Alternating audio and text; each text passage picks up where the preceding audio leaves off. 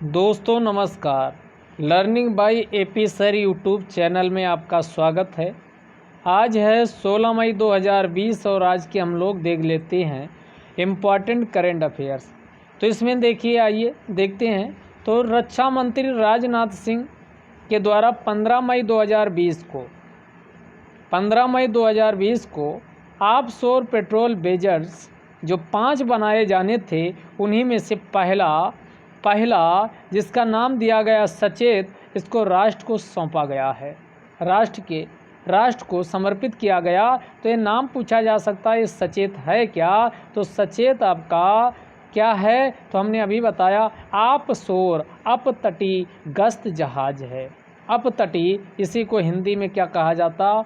अपतटीय गश्त जहाज है, गश्त जहाज है। तो ये आपका सचेत आपके एग्जाम में पूछा जा सकता। ये 5 बनाए जाने हैं, उन्हीं में से पहला जो बन के तैयार हुआ, उसी का नाम क्या रखा गया? उसी का नाम सचेत रखा गया है। उसी का नाम क्या रखा गया? सचेत। अगर बात करें इसको किसने निर्मित किया है, तो सचेत को गोवा शिपयार्ड लिमिटेड कंपनी के द्वारा निर्मित किया गया है। यह जो सचेत जहाज है, यह अत्याधुनिक नौवहन तथा संचार उपकरणों से लैस है। अगर इसकी हम लंबाई की बात करें तो यह 105 मीटर लंबा और 2350 kg वजन इसका है। और इसमें 2 डीजल के इंजन लगे हुए हैं, जिनका यानी क्षमता कितनी है? 9100 किलोवाट के 2 डीजल इंजन लगे हुए हैं, जो 6000 नॉटिकल मील की सहन शक्ति के साथ 26 नॉट क्या होता है? समुद्री गति को मापने के लिए नॉट का प्रयोग करते हैं। तो 6000 नॉटिकल मील की सहन शक्ति के साथ मैक्सिमम इनकी जो गति है वो 26 नॉट की मैक्सिमम गति है। तो आपका ये पूछा जा सकता है सचेत। इसके अलावा इसी दिन इंटरसेप्टर 2 नौकाओं का भी क्या राष्ट्र के नाम यानी समर्पित किया गया? एक का नाम है C-450 और दूसरी नौका जो है वो C-451 है। अगर हम बात करें इसको किसने निर्मित किया है, यानी C-450 नौका व C-451 नौका, इनको लार्सन एंड टुब्रो शिपयार्ड के द्वारा, लार्सन एंड टुब्रो शिपयार्ड जो कि हजीरा गुजरात में स्थित है, के द्वारा इसको निर्मित किया गया है। अगर हम बात करें इन नावों की, तो इन नावों की लंबाई कितनी है? ये 30 मीटर लंबी हैं और इनकी जो स्पीड है वो 45 नाट से अधिक है। और ये क्या करेंगी? ये भी आपका किसमें? पेट्रोलिंग का काम करेंगी, गश्ती में काम करेंगी। और कम तीव्रता वाले समुद्री अभियान जो होते हैं, जिसमें लो इंटेंसिटी की ज़रूरत होती है, वहाँ पर इनको तैनात किया जा सकेगा। तो यहाँ से आपका क्वेश्चन पूछा जा सकता है प्री में। तो ध्यान दीजिएगा, सचेत और आपका 2 नौकाएँ इंटरसेप्टर नौकाएँ हैं, एक C-450 और दूसरी C-451 है। अगला देखिएगा, Jawaharlal Nehru centre for advanced scientific research, Jawaharlal Nehru centre for advanced scientific research के द्वारा, जो कि department of science and tech यानी विज्ञान व प्रौद्योगिकी विभाग के अंतर्गत आता है, इसी के द्वारा डायबिटीज रोगियों में इंसुलिन जो होती है, या आपका डायबिटीज बीमारी से जो ग्रसित पेशेंट होते हैं, उनमें इंसुलिन की मात्रा अधिक हो जाती है। तो इंसुलिन के वितरण के लिए ही क्या बनाया गया? तो ध्यान दीजिएगा, injectable silk fibroin based hydrogel का निर्माण किया गया है। तो पहला क्वेश्चन यही बनेगा, injectable silk fibroin based hydrogel किसने विकसित किया है? तो Jawaharlal Nehru centre for advanced scientific research के द्वारा इसका निर्माण किया गया है। अब हम जान लेते हैं इसे किस माध्यम से विकसित किया गया। तो इसे बायोकम्पैटिबल एडिटिव का उपयोग करके विकसित किया गया है। बायोकम्पैटिबल एडिटिव्स का उपयोग करके इसे विकसित किया गया है। अगर हम बात करें यहाँ किसकी, तो इसकी बात करें जो डायबिटीज़ बीमारी होती है या इंसुलिन की अधिकता के कारण होती है, तो इसमें होता क्या है, डायबिटीज़ में जो हमारा अग्न्याशय है, पैंक्रियाज है, इनमें बीटा सेल की अधिकता के कारण यानी क्या हो जाता, बीटा सेल का एक्सक्रेशन ज़्यादा हो जाता, जिससे इंसुलिन की मात्रा हमारे शरीर में ज़्यादा हो जाती है और उसी से डायबिटीज़ या मधुमेह नामक बीमारी हो जाती है। तो इससे निजात पाया जा सकेगा, मधुमेह जैसी बीमारियों की रोक टोक हो सकेगी। तो हम फाइब्रोइन समझ लेते हैं। असल में फाइब्रोइन एक आघुलनशील प्रोटीन होता है जिसे कच्चा रेशम से प्राप्त किया जाता। तो कच्चा रेशम से दो प्रकार के प्रोटीन प्राप्त होते, एक को सेरिसिन कहा जाता और दूसरे को फाइब्रोइन कहा जाता। तो फाइब्रोइन ये भी कच्चा रेशम से प्राप्त होता, लेकिन ध्यान रहे जो फाइब्रोइन रेशा है, फाइब्रोइन जो आपका है, इसे रेशेदार कृमि के माध्यम से प्राप्त किया जाता है। अब आगे हम देख लेते हैं हाइड्रोजेल की बात आई, तो हाइड्रोजेल कई आपके बहुलक होते हैं, तो कई बहुलकों का समूह को ही हाइड्रोजेल कहा जाता है। तो ग्रुप ऑफ पॉलीमर्स को हाइड्रोजेल कहा जाता और इसमें कई कंपोनेंट को मिला करके इसे तैयार किया जाता, जिनमें पॉलीविनाइल अल्कोहल प्रमुख है, दूसरा एक्रिलेट पॉलीमर्स हैं, तीसरा सोडियम पॉलीएक्रिलेट है और आपका कोपॉलीमर्स या सह बहुलक इसे कहा जाता, इत्यादि को मिला करके बनाया जाता है। तो हाइड्रोजेल पूछा जाए क्या है, तो बहुलकों का समूह होता जिसमें polyvinyl alcohol, acrylate polymers, sodium polyacrylate व कोपॉलीमर्स इत्यादि के को मिला करके तैयार किया जाता है। अगला देखते हैं, अभी हाल ही में क्या हुआ, SCO की क्या हुई बैठक, वीडियो कॉन्फ्रेंस के माध्यम से हुई। वैसे ये आपका रसिया के द्वारा इसका नेतृत्व किया गया, क्योंकि उसी को इस बार की अध्यक्षता सौंपी गई थी। तो 2020 की अध्यक्षता पूछा जाए कौन किया, तो आपका रूस के द्वारा किया गया, जिसमें भारत का प्रतिनिधित्व विदेश मंत्री जयशंकर प्रसाद ने किया है। अगर हम बात करें SCO की बात कर लेते हैं, तो SCO क्या है, एक अस्थायी परमानेंट इंटरगवर्नमेंटल इंटरनेशनल ऑर्गेनाइजेशन है, अंतर सरकारी अंतर्राष्ट्रीय संगठन है।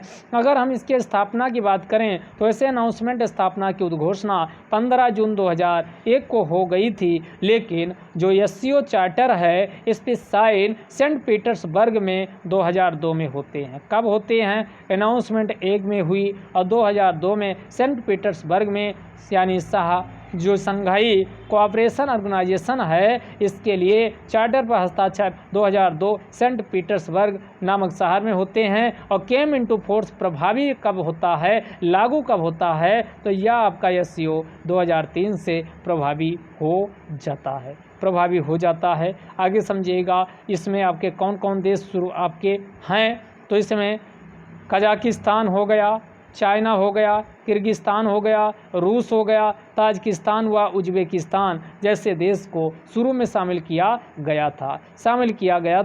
शुरू में इसे क्या कहा जाता था, संघाई 5 मैकेनिज्म के रूप में इसे लाया गया था, संघाई 5 मैकेनिज्म के रूप में इसे लाया गया था। और इसमें जो आधिकारिक भाषाएं चूज की गई हैं वो रशियन व चाइनीज को आधिकारिक भाषा के रूप में शामिल किया गया। 2017 में ध्यान दीजिएगा, भारत व पाकिस्तान को भी SCO में शामिल कर लिया गया है। तो इस प्रकार SCO संघाई सहयोग संगठन जो है उसमें 6 पहले थे और प्लस 2 भारत और पाकिस्तान, तो टोटल 8 इसके मेंबर वर्तमान समय में हैं। अब पर्यवेक्षक राज्यों की बात करें यानी ऑब्जर्वर स्टेट की, तो ऑब्जर्वर स्टेट में इसमें कितने हैं, तो 4 देशों को ऑब्जर्वर स्टेट के रूप में शामिल किया गया, जिनमें अफगानिस्तान हो गया, बेलारूस हो गया, ईरान हो गया, मंगोलिया हो गया। इन 4 देशों को एज ए ऑब्जर्वर स्टेट के रूप में मान्यता दी गई है। अफगानिस्तान, बेलारूस, ईरान, मंगोलिया, तो अफगानिस्तान, बेलारूस, ईरान, मंगोलिया, इन 4 देशों को ऑब्जर्वर या पर्यवेक्षक स्टेट राज्य के रूप में माना गया है। इसके अलावा 6 डायलॉग पार्टनर के रूप में भी इसमें मान्यता दी गई। तो 2 हैं आपके अजरबैजान और अर्मेनिया, अगला है कंबोडिया, अगला है नेपाल, तुर्की और श्रीलंका। ये 6 आपके देश हैं जिनको एज ए डायलॉग पार्टनर के रूप में स्वीकार किया गया। कौन? अजरबैजान, अर्मेनिया, उसके बाद कंबोडिया, नेपाल, श्रीलंका और तुर्की, इनको एज ए डायलॉग पार्टनर स्वीकार किया गया है। अगला देख लेते हैं क्या इंपॉर्टेंट है। अभी आपने देखा कॉमनवेल्थ नेशंस की भी आपकी वीडियो कॉन्फ्रेंस के माध्यम से बैठक की गई। तो हम समझ लेते हैं कॉमनवेल्थ नेशंस है क्या। तो कॉमनवेल्थ नेशंस को ही पूर्व में किस नाम से जाना जाता था? ब्रिटिश कॉमनवेल्थ के नाम से जाना जाता था। और ब्रिटिश कॉमनवेल्थ की स्थापना एक बालाफोर उद्घोषणा यानी बालाफोर डिक्लेरेशन के तहत की जाती है 1926 में। 1926 में बालाफोर उद्घोषणा के माध्यम से ब्रिटिश कॉमनवेल्थ के नाम से यानी क्या की जाती है? स्थापना। लेकिन अगर कॉमनवेल्थ नेशंस के रूप में अगर पूछा जाए तो इसकी स्थापना लंदन डिक्लेरेशन से होती है और ये 1949 1949 में इसकी स्थापना की जाती। तो यह जो कॉमनवेल्थ नेशंस है एक इंटर गवर्नमेंटल ऑर्गेनाइजेशन है। जब इसकी स्थापना की गई थी तो इसमें 53 सदस्यों को शामिल किया गया और इसमें उन सभी यानी देशों को शामिल किया गया जो पूर्व में ब्रिटिश एम्पायर या साम्राज्य के टेरिटरी थे यानी उनकी कॉलोनी थे, उनके उपनिवेश थे।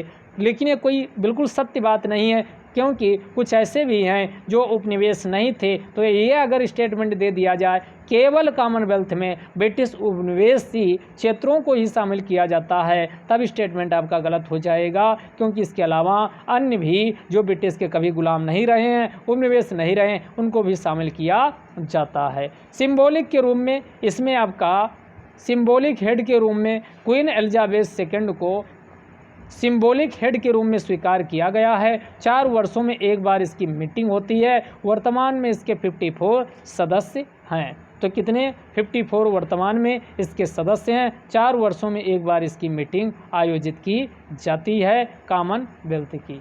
आइए अब आगे देख लेते हैं।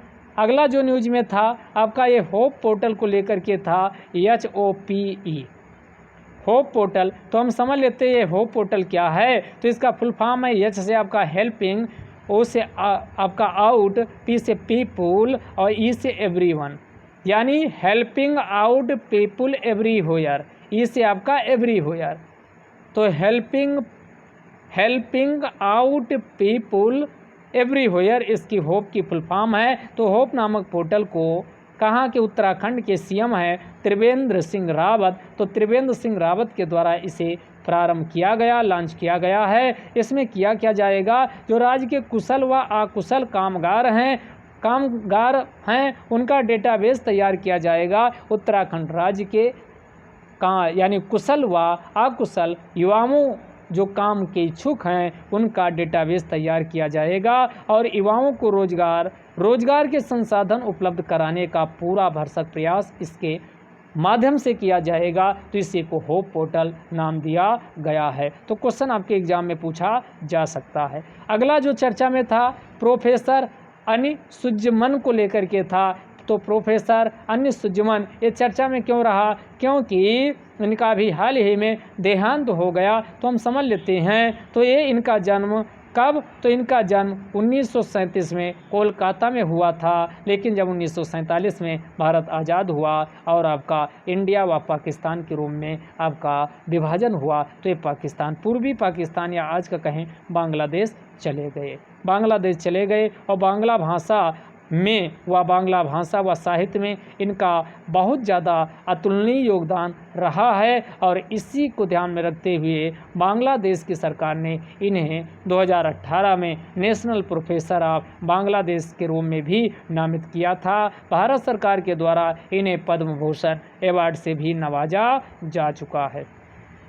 अगला जो चर्चा में था ये कोबास 6800 यानी कोवास 6800 टेस्टिंग मशीन को लेकर के था। तो इस मशीन को अभी आयात किया गया है, यानी खरीदा गया है डॉक्टर हर्षवर्धन के द्वारा, जो कि स्वास्थ्य मंत्री हैं। तो ये कोविड-19 का परीक्षण व्यापक स्तर पे करने के लिए तो असल में हुआ क्या, ये आपका नेशनल सेंटर फॉर डिसीज़ आपका जो कंट्रोल है वहाँ पर ये आपके जो स्वास्थ्य मंत्री हैं डॉक्टर हर्षवर्धन साहब, उन्होंने 14 मई 2020 को दौरा किया और ये कोवास 6800 नामक मशीन को वहाँ पर स्थापित किया और इस प्रकार कोवास 6800 को राष्ट्र को समर्पित किया है। तो अन्य अगर इसकी हम बात अन्य देख लें तो ये आपकी कोवास 6800 मशीन है, देख लीजिए ये आपकी। तो इसके माध्यम से किया जा सकता, अब यहाँ ध्यान समझिएगा, 1200 नमूनों का सटीक परीक्षण बिल्कुल सही एग्जामिन 24 घंटे के अंदर किया जा सकता है। लगभग 1200 नमूनों का सटीक परीक्षण 24 घंटे के अंदर किया जा सकता। इसमें रोबोटिक्स टेक्निक का प्रयोग किया गया, जिससे जो स्वास्थ्य कर्मी हैं उनको किसी प्रकार का जो कोरोना पॉजिटिव पाए जाने का खतरा है वो भी नहीं रहेगा। इसके अलावा इस मशीन का अन्य क्षेत्रों में जैसे वायरल हेपेटाइटिस बी व सी, HIV, human immuno deficiency virus जो होता है, मल्टी ड्रग रेसिस्टेंस जो TB होती है, MTB या पैपिलोमा तथा CMV व क्लाइमाइडिया व नाइसेरिया का भी पता इसके माध्यम से लगाया जा सकता है। तो ये आपकी मशीन है। इसके अलावा 2 आपके पिक और आए थे, इसको देख लीजिए। ये महारानी क्वीन एलिजाबेथ है। इन्हीं को सिंबॉलिक हेड के रूप में कॉमनवेल्थ का माना जाता है। अगला देखिएगा, इसमें आपका ये आपके हैं, कहाँ गया, एक मिनट, ये बांग्लादेश के जो बांग्ला भाषा के क्या नाम था इनका, जो अभी देहांत हो गया, सुअज्जन नाम देख लीजिए, क्या अनीसुज्जमन साहब हैं। ये आपके बांग्लादेश के साहित्यकार अनीसुज्जमन साहब हैं। तो अनीसुज्जमन हैं। आगे आ जाइए। 2020 का वर्ल्ड एयरपोर्ट अवार्ड अभी दिया गया और ये स्काई ट्रैक्स के द्वारा दिया जाता है और 1999 से आपका दिया जा रहा है। तो स्काई ट्रैक्स के द्वारा 2020 वर्ल्ड एयरपोर्ट अवार्ड दिया गया। उनमें से आपके भारत के 2 एयरपोर्ट चुने गए हैं। एक आपका बंगलौर का कैंपेगोडा इंटरनेशनल एयरपोर्ट है। इसे बेस्ट रीजनल यानी सर्वश्रेष्ठ क्षेत्रीय एयरपोर्ट जो कि इंडिया व सेंट्रल एशिया के रूप में इसे नामित किया गया है। तो इंडिया व सेंट्रल एशिया के रूप में बेस्ट रीजनल एयरपोर्ट का अवार्ड बंगलौर के कैंपेगोडा को दिया गया, जबकि छत्रपति शिवाजी महाराज इंटरनेशनल एयरपोर्ट को बेस्ट एम्प्लॉई एयरपोर्ट के रूप में यानी अवार्ड दिया गया है। सर्वश्रेष्ठ एम्प्लॉई नियोक्ता एयरपोर्ट आपका के रूप में इसे दिया गया है इन इंडिया व सेंट्रल एशिया में। अगला सबसे लास्ट आपका है, तो इसको देख लेते हैं। GI टैग कई उत्पादों को दिया गया, उन्हीं में से 2 उत्पाद हैं। एक आपका है तंजावुर नेटिव वर्क्स व दूसरा है अरम्बावुर वुड कार्विंग्स। तो ये आपके दोनों तमिलनाडु, सेंट्रल तमिलनाडु के हैं, केंद्रीय तमिलनाडु के आपके जियोग्राफिकल GI इसको जोग्राफिकल इंडिकेशन दिया गया। तो आप समझिएगा तंजावुर नेटिव वर्क्स क्या, इसे तंजावुर नेटिव वर्क या इसी को तंजावुर पीठ वर्क के रूप में जाना जाता। तो पीठ को ही नेटिव कहा जाता, जो किससे निर्मित होता है, तो ये पल्पी प्लांट जो गूदेदार आपके पौधे होते हैं उसी से निर्मित किया जाता। तो उन्हीं को क्या कहा जाता, एसिनोमेन एस्पेरा कहा जाता है। एसिनोमेन एस्पेरा कहा जाता, उसी से बनाया जाता है। दूसरा है अरम्बावुर वुड कार्विंग तो वुड कार्विंग जो कास्ट होती, लकड़ियाँ होती, उससे कार्विंग जो कास्ट कलाकृतियाँ बनाई जाती, उसी को क्या कहा जाता, अरम्बाउर कहा जाता। तो ये लिखा भी है, मैंगो आम, लिंगम वृक्ष हो गया, इंडियन एश ट्री हो गया, इत्यादि की जो कास्ट होती है, लकड़ियाँ होती हैं, उसी से इसको अरम्बाउर वुड कार्विंग की जाती है। तो दोनों को जीआई टैग दिया गया, और जीआई टैग आपका 1999 का एक अधिनियम है, ज्योग्राफिकल इंडिकेशन रजिस्ट्रेशन एक्ट, उसी के अंतर्गत इसको जीआई टैग दिया जाता है। 1999 का है तो उसी के अंतर्गत दिया जाता। और सबसे पहली बार किसको दिया गया था, तो ये आपका पीछे हो चुका, 2004 में दार्जिलिंग टी को ये आपका जीआई टैग दिया गया था। ये आपका कार्विंग जो आपका बता रहे थे, ये आपकी है अरम्बाउर कार्विंग, ये अरम्बाउर कार्विंग है, देख लीजिए। अगला वाला आपका जो बताए थे तंजावुर पीठ, ये है आपका, देखो इसमें कई प्रकार की क्या डिजाइन की गई है ये आपका। तो इन दोनों को क्या किया गया, अभी जीआई ज्योग्राफिकल इंडिकेशन दिया गया है। तो इसी के साथ आपका 16 मई 2020 की करंट अफेयर्स समाप्त होती है। इसी के साथ फिर अगले वीडियो में फिर मिलेंगे, तब तक के लिए नमस्कार, धन्यवाद।